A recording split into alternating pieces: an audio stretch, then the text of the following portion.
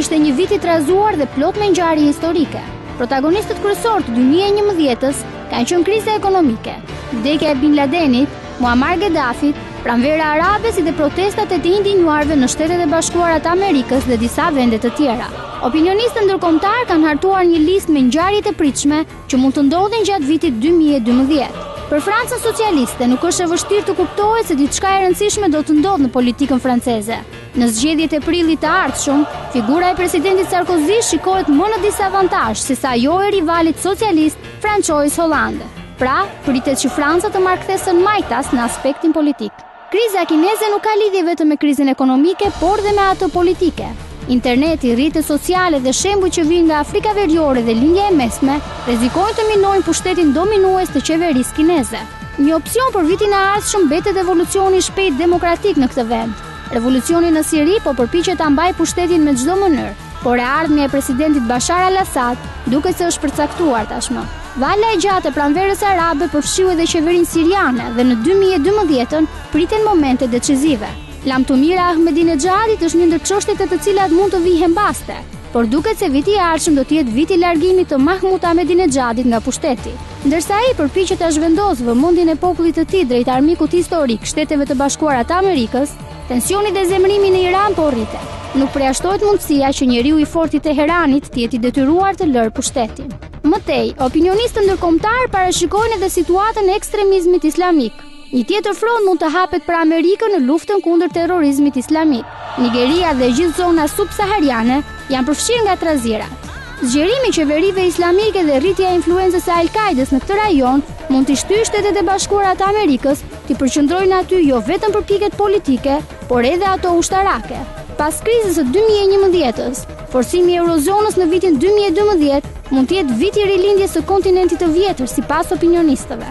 Me dëshirën e tyre apo jo, vendet e eurozonës duhet të ndërtojnë një sistem ekonomik, fiskal e politik më të fortë, gjë që do të çojë drejt një Europe vërtet të bashkuar. Gjatë 2012-s kemi dhe dy tiranë drejt fundit, të cilët nuk do të largohen për shkak të revolucionit popullor, por për shkaqe fizike.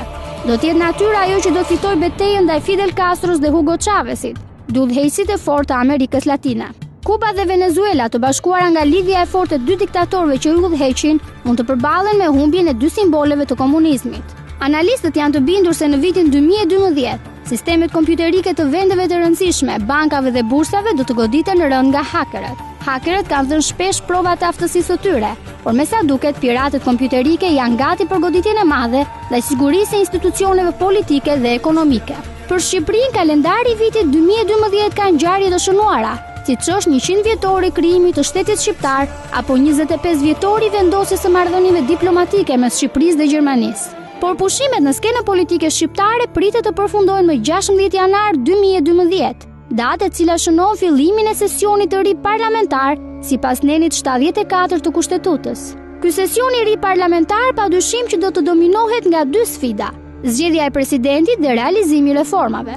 Mandati i presidentit aktual Bamir Topi mbaron më 20 korrik dhe pyetja se kush do të jetë presidenti i ardhshëm që do të qeverisë Shqipërinë ka muaj që është bërë temë diskutimi mes politikanëve shqiptar. Dhe pse ndryshimet më të debatuara kushtetuese që u kryen më 21 prill të vitit 2008, ku presidenti i Republikës nga 84 vota u vendos të zgjidhet në 2 raundet e fundit vetëm me 71 vota, Partia Socialiste ka deklaruar se kërkon një kryetar shteti konsensual, ndërkohë që kryeministri Berisha është prehur i vendosur për të zgjedhur një nga drejtuesit e Partisë Demokratike.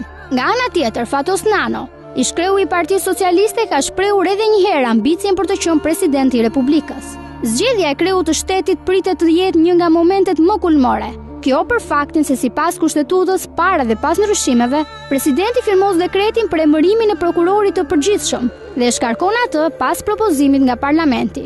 Kështu, presidenti të ri do t'i duhet të zgjedh prokurorin e përgjithshëm, duke qenë se prokurores aktuale Ina Rama i mbaron mandatin në nëntor të këtij viti. Besoj që Berisha ka me detyrim zgjedhjen e presidentit nga radhët e veta, për një arsye që është fare e qartë. Dalja e tij nga skena politike do të kërkon një garanci dhe në pushtetin gjyqësor që tashmë e kanë pjesën më të madhe të tij. Nga ana tjetër është e kuptueshme që zgjedhja e presidentit nga mazhoranca kësaj radhe është identike me instalimin e plot të diktaturës në Shqipëri.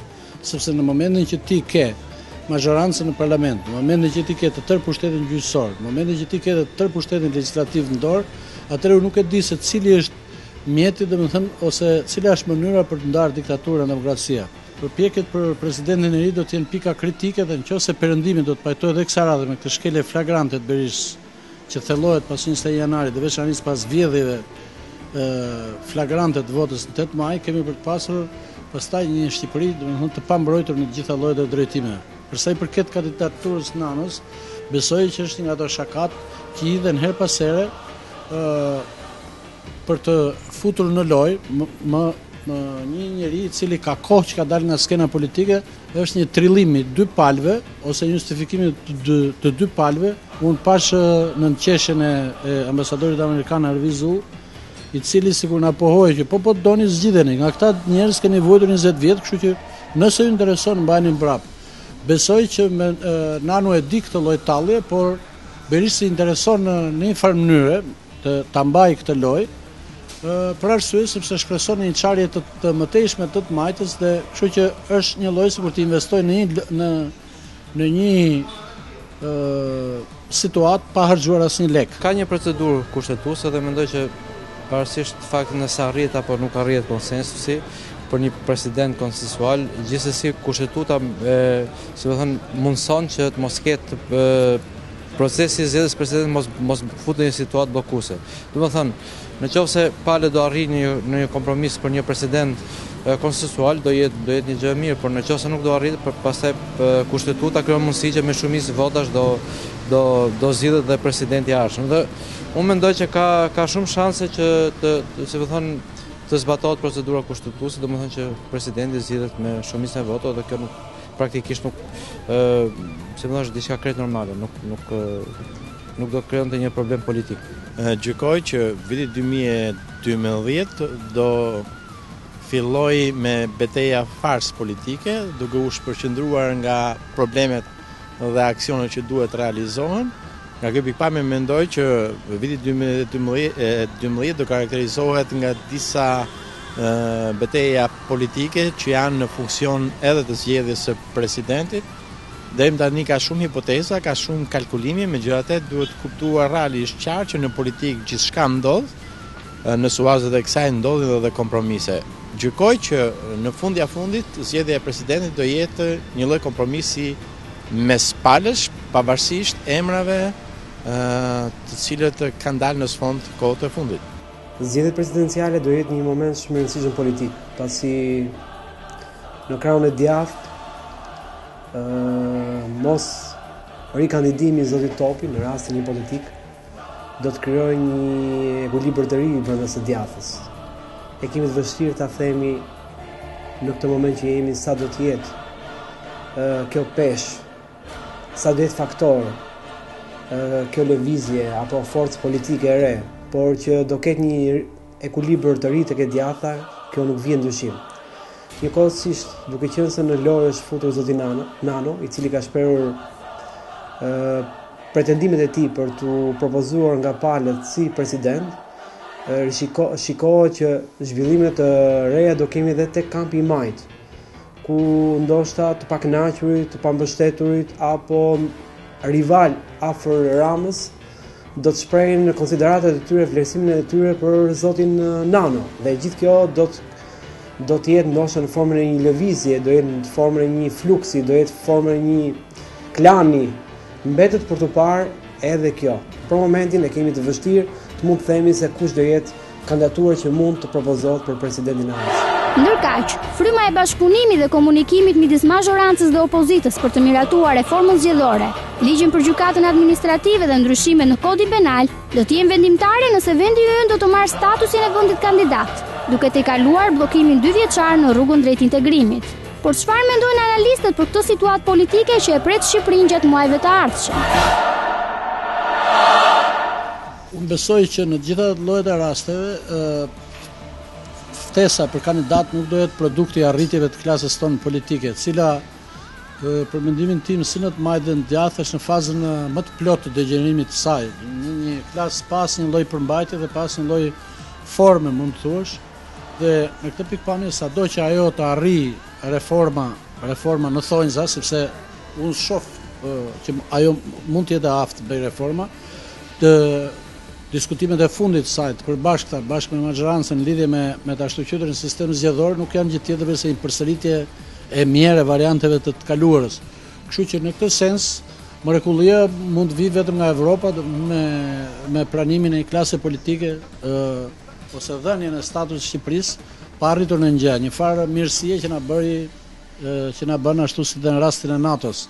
Unë mendoj që janë krijuar kushtet pak në momentin që po flasim, janë krijuar kushtet për një bashkëpunim në parlament për hartimin e ligjit, se në fakt pengesa kryesore për integrimin në BE, për të marrë statusin e vendit kandidat, është miratimi i ligjeve me 3-4. Kështu që përderisa është arrit një kompromis, besoj që do realizohet, nuk do prishet, nuk ka arsye që të prishet ky kompromis, edhe për një arsye, sepse praktikisht Partia Socialiste që ka provuar më parë atë formën e bojkotimit, mosmiratimit të ligjeve të tjerë, e ka provuar që është si formë politike. Në fakt jam skeptik duke u nisur nga fakti që klasa politike shqiptare gjatë këtyre viteve të tranzicionit demokratik është shoqëruar me oscilacione të natyrave të ndryshme, kryesisht me antagonizma të thellë politik, gjë që ende nuk kemi parë një klasë politike të unifikuar për sa i përket çështjeve madhore që e tangojnë Shqipërinë dhe vendin.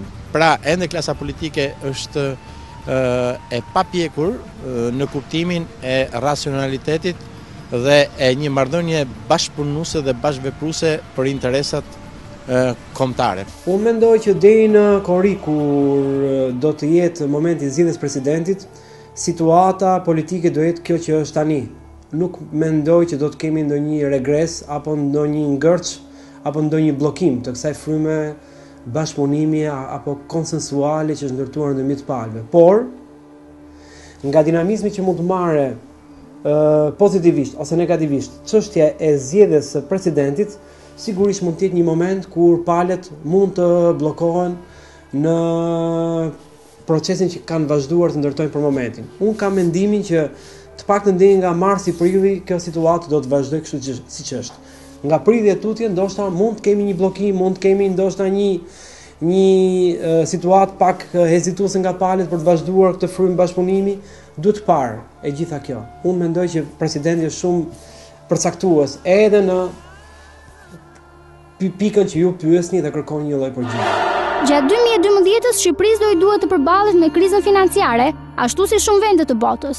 Për të përballuar krizën, maxhorancën miratoi në fund të vitit të kaluar një buxhet konsensual, dhe specialistët e ekonomisë na tregojnë nëse ky buxhet do e ndihmojë Shqipërinë të përballojë krizën financiare. Para vitit 2011 tregoi se Shqipëria është prekur nga kriza, ndryshe nga ajo që deklaronte qeveria. Gjatë vitit 2011 qeveria dështoi të mblidhte rreth $330 milion. Për të ruajtur deficitin dhe borxhin, qeveria shkurtoi rreth $440 milion në buxhet.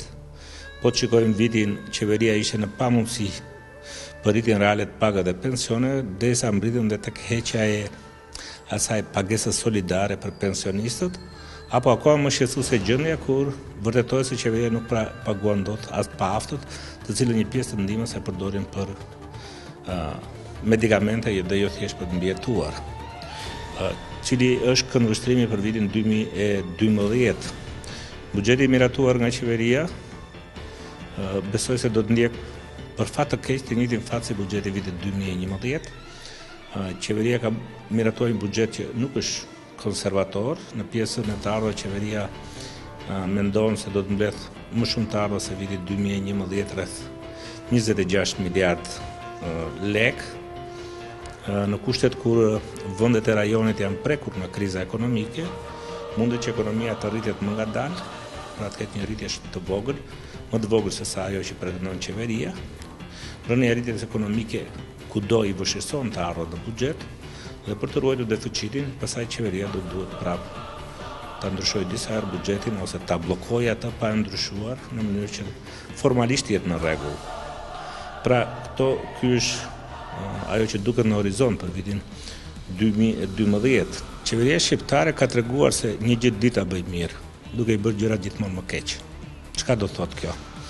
Që në pamundësi për të mbledhur të ardhurat, qeveria do të bllokojë buxhetin, qeveria mund ta kthejë deficitin e saj ose borxhin e saj në bosh të kompanive, mund të mos paguajë kompanitë siç ka ndodhur deri tani, mund të mbledhë në mënyrë abuzive të ardhurat dhe mos t'ia kthejë ato që nuk i takojnë biznesit, çka do të bëjë një reaksion negativ në ekonomi. Në momentet që qeveria s'ka të ardhur, bllokon pagesat për kompanitë nuk kthejnë kredit, fillon zinxhiri negativ në ekonomi.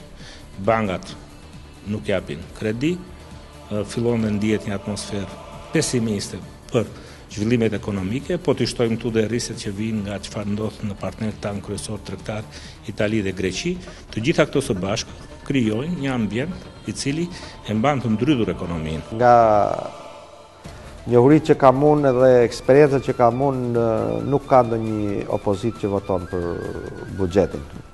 Përveç se mund të ketë raste kështu që mund të kenë ndodhur një herë në histori, ose ne po jetojmë një periudhë të vështirë tashmë. Po jetojmë një periudhë kur po arrihen konsensuse për aspekte të veçanta fiskale. Dhe kemi në radh parë kemi shembullin e Amerikës, ku u arrit një marrëveshje bipartijake për sa i përket rritjes së borxhit publik. Dhe kjo bë për hir të rrugës së stimulit ekonomik dhe të nxitjes së zhvillimit ekonomik të vendit. Po kështu kemi konsensusin e vendeve të Bashkimit Evropian që për hir të rrugës së euros ata po paguajnë edhe koston e Greqisë, vende si është Gjermania, Franca dhe kontribues të tjerë në Bashkimin Evropian, gjë që shifet tashmë edhe në konsensusin edhe nga gjitha forcat politike dhe jo më larg por dje kishim në Greqi që edhe antarë opozitës në shkroja të marrëveshjen për paketën antikrizë, po ta quajmë, gjë që ka munguar në Shqipëri sepse po të kishte patur frym bashkëpunimi, mbështetje nga ana e opozitës, në Shqipëri ne do të kishim një faktor i cili ka ndikuar negativisht, që ka qenë faktori psikologjik, sepse opozita jonë ka synuar krijimin e pasigurisë. Dhe po të mos kishte ekzistuar kjo pasiguri, ne do të kishim paktën dhe 1% të produktit të brendshëm bruto rritje, ose 3-4% do të kishim rritje fiskale në buxhet. Dhe në vend të 8% rritjes, ne do të kishim një rritje 10 deri në 12% për vitin 2012. Mirë po qeveria krahas vështirësive të krizës natyrisht ka patur dhe një pengesë, do të thoja, të vazhdueshme, sepse opozita jonë jo vetëm që nuk ka mbështetur politikat e qeverisë, por përkundazi ajo ka zbatuar një politikë bllokuese.